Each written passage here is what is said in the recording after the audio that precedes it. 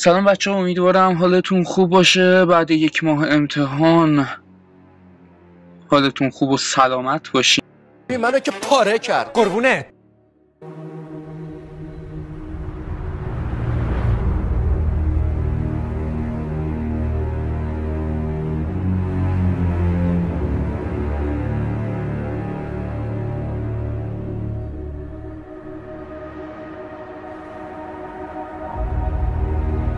بچه ها امروز وارد بازی فری فایر شدم.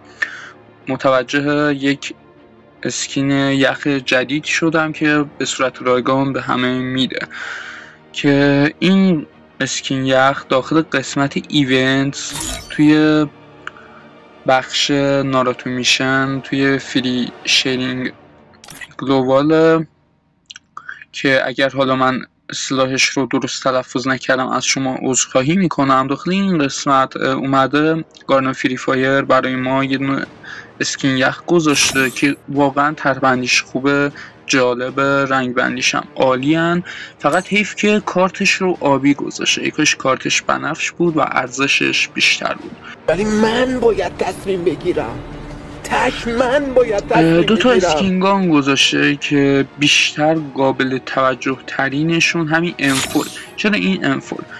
2 ماه پیش این انفوره به صورت دائمی به همه داده میشد، ولی بعد اینکه این انفور رو به صورت دائمی داد، اومد برای کسایی که این رو نگرفتن گفت میخوام این کارو بکنم، بیام و بگم که شما میتونین این گان رو به صورت رایگان دوباره دریافت کنین، ولی تایمی.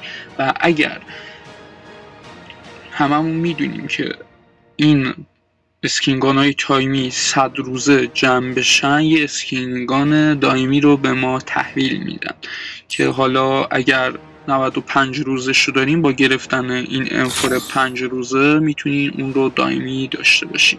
این رویداد 3 روز دیگه، 3 روز و 16 ساعت دیگه شروع میشه و اینطوریه.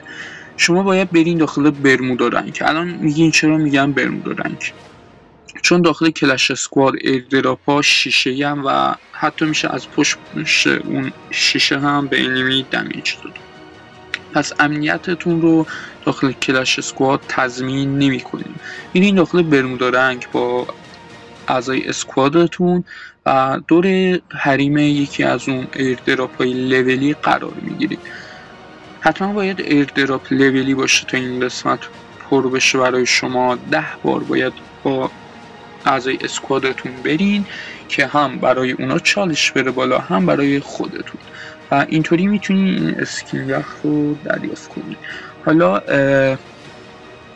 خیلی میگن راهی هست که مثلا بیشتر دوتا یا سه تا جمع کنیم. بله میشه، اگر شما بتونین داخل برمودا رنگ بریم و 3 الی 4 تا از این ایردراپ ها رو پر کنین، میتونین کلا این چالش رو انجام بدین.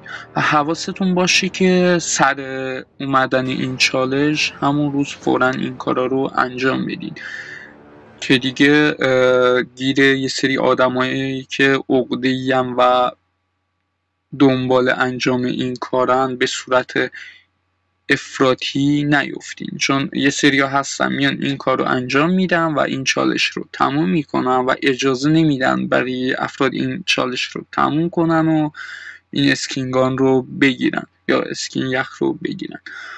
حالا بچه ها، بعد این همه حرف و حدیث لطفا ما رو حمایت کنین، به ما انرژی بدین، ما رو ساب کنین، لایک کنین، کامنت بذارین، به ما انرژی بدین. هر لایک و شیر و کامنت و ساب شما به ما انرژی میده. و بچه ها لطفا زنگوله رو بزنین تا یک ویدیو آموزشی که میذارم شما اون رو دریافت کنین و ازش لذت ببرید. ویدیوی آموزشی دیگه من شما رو به خدای بزرگ میسپارم. خدا نگهدار تا ویدیوی بعد.